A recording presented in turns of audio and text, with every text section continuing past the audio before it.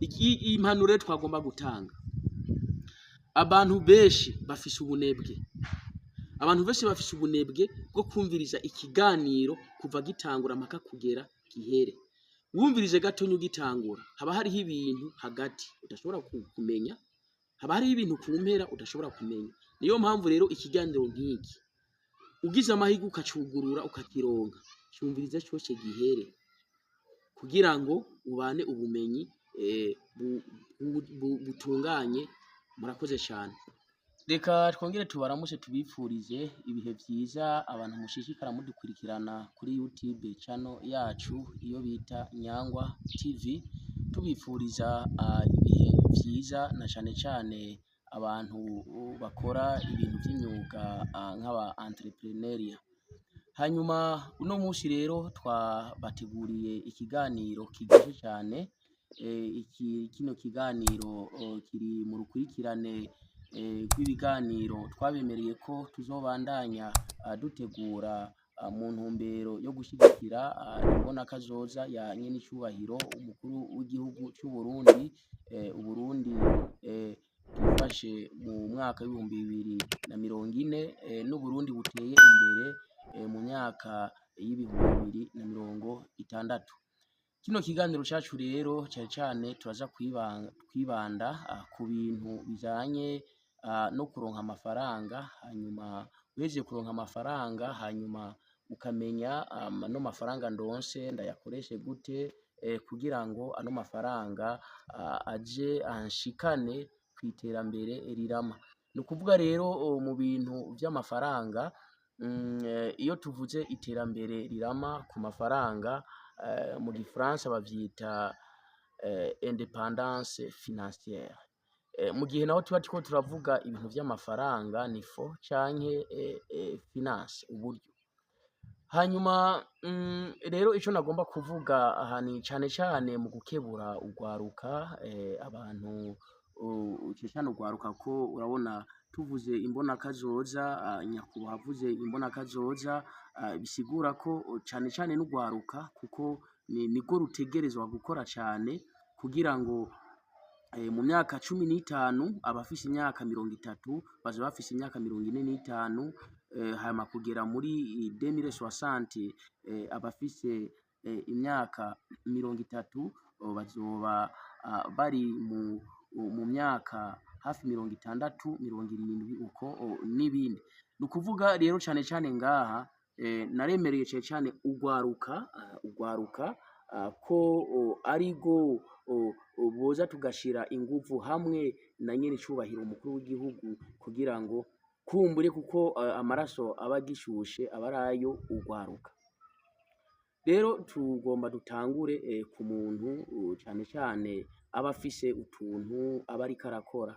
Hariho rero ibintu twagiye tutamenya, ibindi twagiye tutaronka amakuru yavyo, usivye ko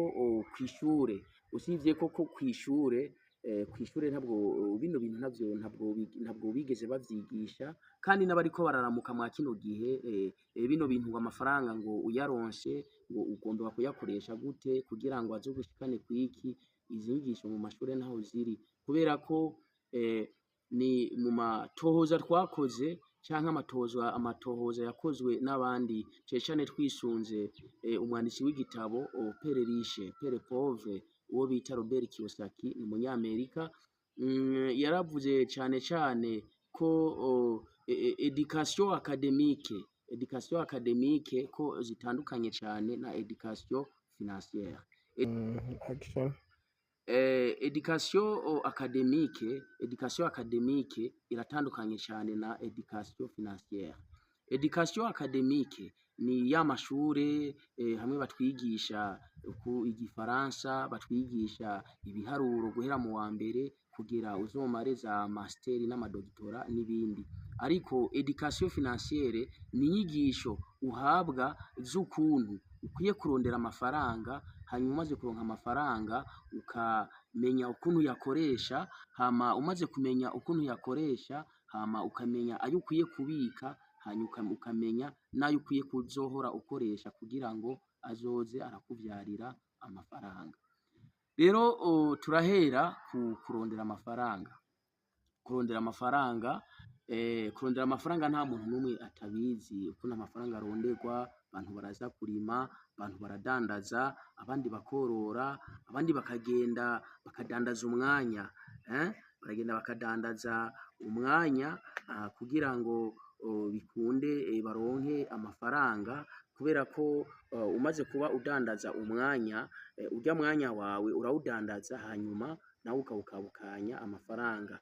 Rero umaze kuronka amafaranga, waba warimye, waba udandaza canke worora, utegerezwa gukora gute? Ikintu ca mbere, utegerezwa kwihemba wewe ubwawe.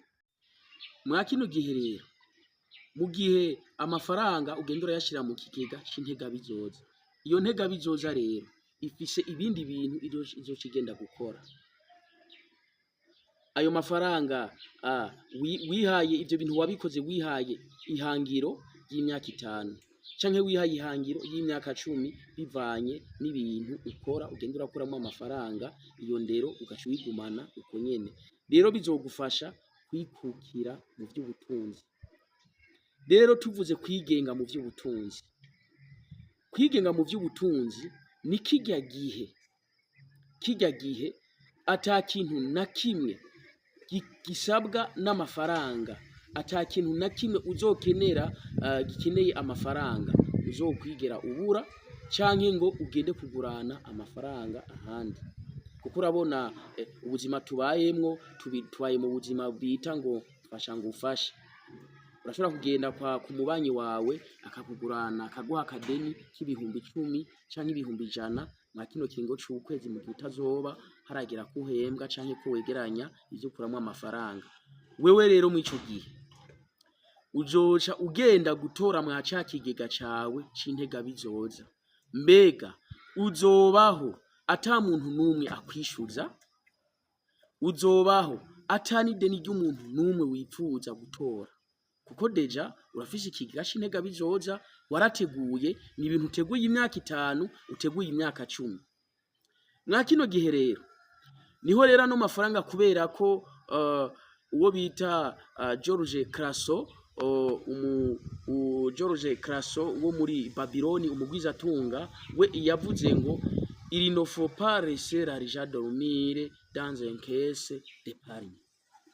Nimba rero mwa kino kiringo c'imyaka 5, imyaka 10 wihaye cyo kuza urabika amafaranga make make, kuko mu Kirundi bavuga ngo insoroso rigwira iyirora.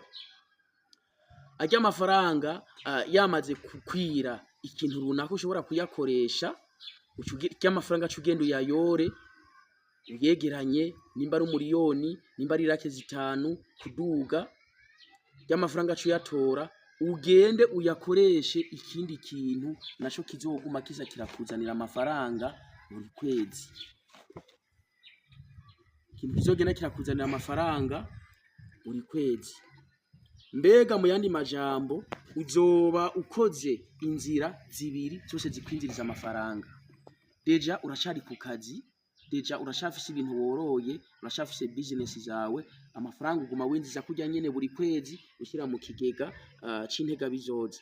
Hanyuma ayari mu kigega c'integabizoza nayo warayakuyeyo uyatwara mu kindi kintu, nayo aguma zarazana amafaranga.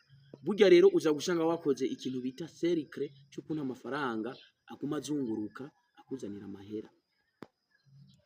Iki kintu rero ngaha rero ndiko ndakubwira, aha ngaha twebwe rero niho twasamariye, kuko hari abantu batazi ngo kubika amafaranga bayabika gute. Hari abantu nabonye bakoze ubuntu bw'ubusandugu, arosha amafaranga 1000, ajya 500, ikindi kingorongoro ca 5 akagenda arabika. Mugabo kubera ko babuze insiguro zajya amafaranga bagenda barabika, babuze abantu bashobora kubigisha ibintu bizanye n'amafaranga, barabuze indero.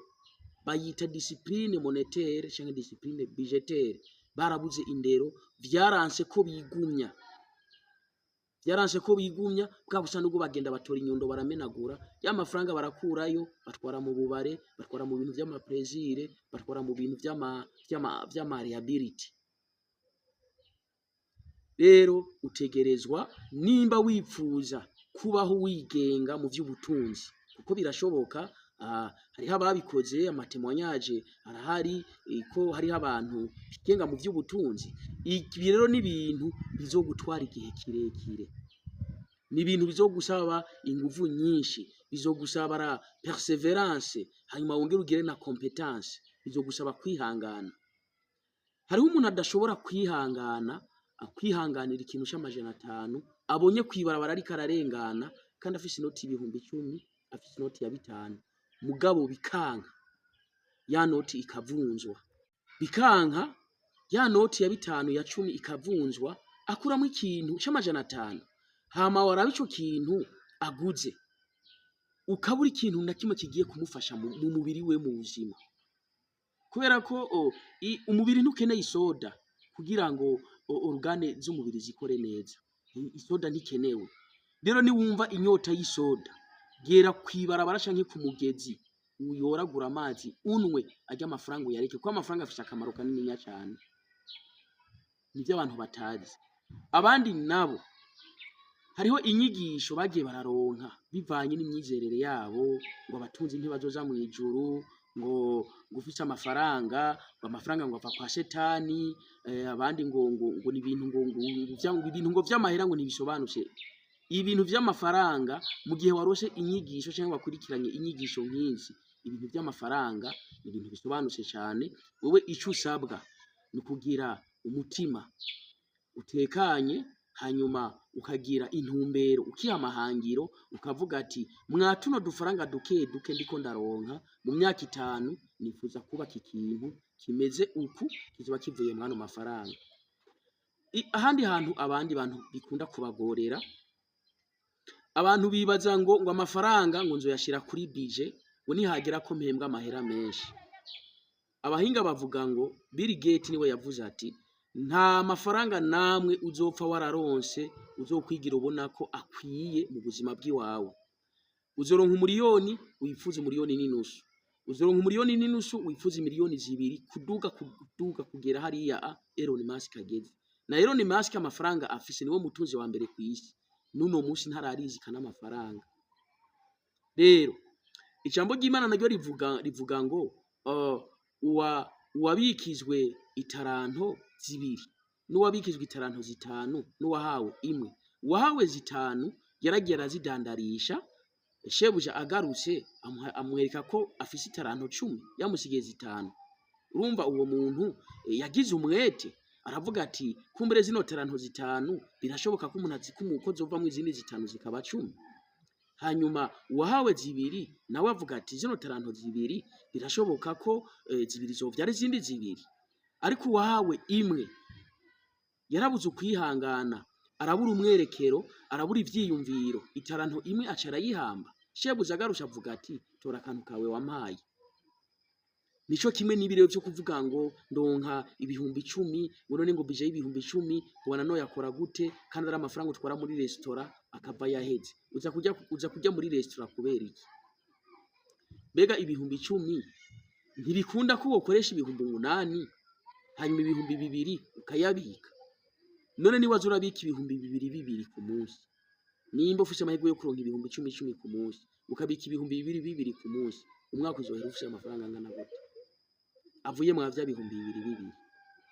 Iki ni kintu rero, nimba mwene itaranto yavuze ati wizigiwe kuri bike, wabaye umwizigirwa wanje kuri bike, nzoguha kuganza byinshi bisumba ibi. None nshuti bagenzi sino barambira, kuko urabona bino urukurikirane rwa bino biganiro bizoba ari rurerure cyane, sishobora kubivuga byose ngo ndabimare ubu nyene. Rero abantu mutegerezwa kumenya ukuntu utezwa gukoresha ayo mafaranga make, numenya kuziganya, kubika amafaranga y'intega bizoza, akwaya make bizokorohera cyane. Mu gihe uzoba ufise inzira 4-5 zinjiranamwe amafaranga, uzoba wamenyeye, uzoba mu mutwe hariyo ko kizera ko ukoresha amafaranga yose.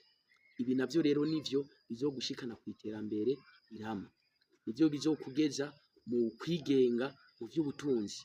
Uri kurara bari abantu benshi batigenga mu vy'ubutunzi.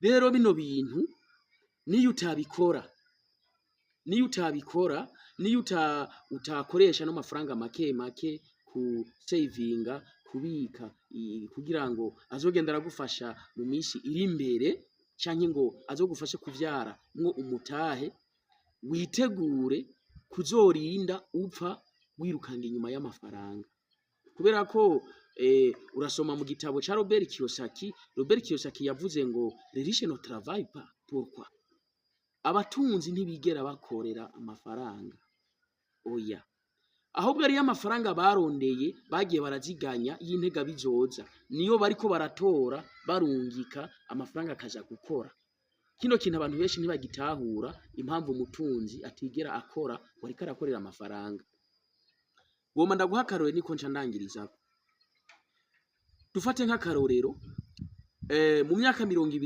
iheze warirukanze ivyo wakoze uregeranya amafaranga yose ashoboka ayo mafaranga yose ashoboka uno mushi wayaguzemo amapikipiki 2 3 5 canke waguze imodoka none mu gihe utagiye kugurura ibotike yawe ya pikipiki ntiri mwibarabara guca amafaranga ukora udakora kubera yuko ufise ibintu biba biri kurondera amafaranga ukora udakora wewe amafaranga akumara aboneka kubera ko warabiteguye rero udateguye kwegeranya amafaranga azogufasha muri kazoza witegure uzorinda upfa ugikora wirukanga ubiricuya umenekera amafaranga hanyuma reka tubashimire twongere tubakengurukire kuko umushishikara mudukurikirana cyane tube turashimira abantu bamaze kwiyandikisha kuri YouTube yacu Nyangwa TV ugeze hajya ku gakengeri ukirika ku kajya gakengeri canke ugakora subscribe hariho nabandi bamaze gukora amakomantere batubaza ibibazo hariho ibiganiro biba biriko kuri YouTube batubaza ibibazo inyishu turizera ko inyishu ziri mwa bino biganiro nyine tuca tugenda turakora kuko hariho umuntu abazi ikibazo ngo mbega jewe ibino bikora gute dukora ikiganiro rero abatarakora subscribe nabo umenye ko muri ko murahomba ibi bintu nanje mu mashure nize naho nta shure nimwe nigeze ndavyigishwamo mugabo bahati njuri naraciye ahandi hantu shanga ano ma formation arahari nanje nje nagenda ndaparticipa ndavyiga ndabona vy'ukuri kuba umukene ni kutamenya comme la définition de la pauvreté c'est la manque de l'information la pauvreté toujours c'est la manque de l'information nimba wowe rero uri kuraronka ano makuru ntuyapfushe ubusa kora subscribe hanyuma nimba ufise abantu b'abagenzi kora partage bino biganiro nabo babironke kandi mubabwire baje barakora subscribe kuko mu gihe tuba dusize kikiganiro gishasha ushuronka message ko hari ikiganiro gishasha kigiye kuri Nyangwa TV kugira ngo ushugira ko wugurura hanyuma ukaca wumviriza video yose impanuro twagomba gutanga abantu benshi bafise ubunebwe bwo kumviriza ikiganiro kuva gitangura mpaka kugera gihere wumvirize gatonyo gitangura haba hariho ibintu hagati udashobora kumenya haba hariho ibintu kumpera udashobora kumenya niyo mpamvu rero ikiganiro nk'iki ugize amahirwe ukacugurura ukakironka cyumvirize cyose gihere kugira ngo ubane ubumenyi butunganye murakoze cyane hanyuma ku bantu bifuza kuturondera comme publication ku bantu bifuza kuturondera murashobora guca kino nimero ino nimero uratelefona canke ukakura kuri WhatsApp uraho ifata urayitelefona ko direct cyangwa ukatwakura kuri WhatsApp koresha agasaraba ko guteranya hama wandike 255 hama wandike 766 hanyuma wandike ubusa 23 hama wandike 577 iyi nimero kuri WhatsApp muradutora hanyuma canke mudutelefone naho muradutora murakoze hanyuma ikindi naco mukwiye kumenya impamvu ino nimero muyikoresha neza kandi mugakoresha no mwanya turatanga ibintu by'amaformation ku bantu bifuza korora ubworozi bw'inkoko navyo twaravyize, navyo nkora, nsanzwe ndanabikora. Turatanga inyigisho zibanze ku muntu yipfuza gutangura korora ubworozi bw'inkoko. Turatanga inyigisho ku bantu bipfuza gukora projet yo korora ibitungwa, impene, intama, ingurube n'inkwavu. Ano maformation turayatanga. Ku bintu by'ubworozi bw'inkoko, aha turavuga inkanga, amadendo, inkoko z'ikizungu canke z'ikirundi, canke bino bindi vyororwa vyose bino bito bito, turafise kuno dutanga inyigisho. Ibitabo birahari, ukenera kugura ibitabo birahari, ca kwiyo nimero hanyuma kugira ngo rwa rugendo rw'imbona kazoza y'ibihumbi 2040 2060 uje urushikemwo vyoroshe, wariteguye, ufise ibintu biri mu mutwe, kubera ko la pauvreté c'est la manque de l'information. Murakoze.